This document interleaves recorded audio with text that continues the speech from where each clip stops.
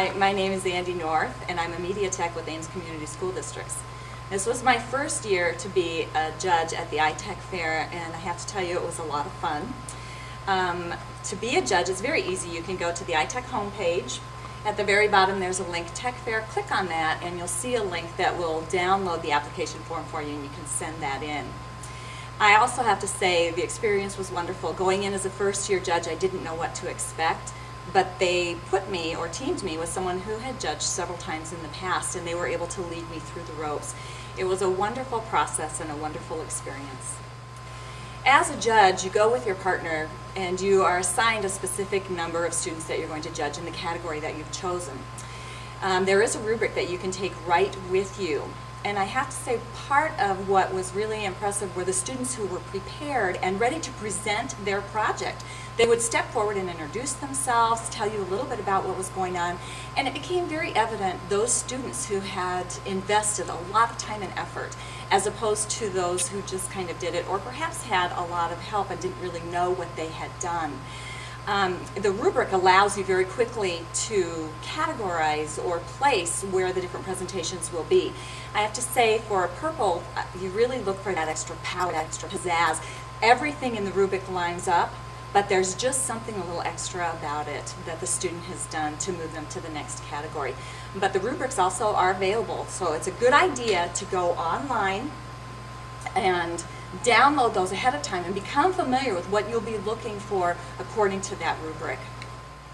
Hi, my name is Lisa Dolan. I am a technology teacher librarian in the Ames Community School District.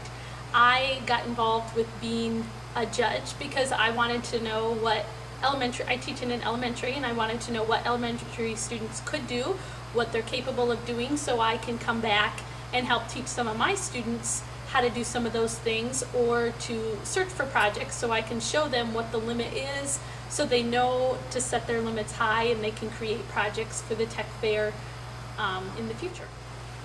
Being a judge is quite easy to do once you get signed up.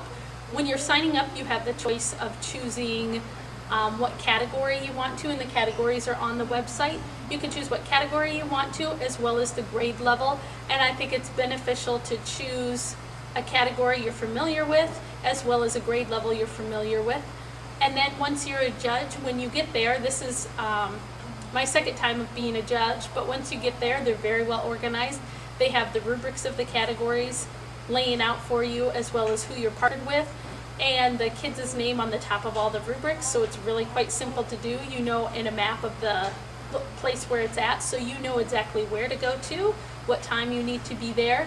Then when you get there, the students will present and they'll show you their project, they'll show you what they've done, and it's really nice to see the ones that you can tell, look at the rubric when they've designed their project, and as they went, there's, when they complete a project, all students get a blue or a red. There are 3 different categories in the rubric, and as a teacher, when we teach students, we always have a rubric for them to know where they need to meet, so the Tech Fair has done a nice job of creating rubrics so the kids know what they need to meet when they're presenting at the Tech Fair. So when I'm also a sponsor, but when I take students, my goal is to have them always shoot for the top so they can try to get a blue. So as a judge, I look to make sure that the kids have tried to shoot for the top and do the best they can.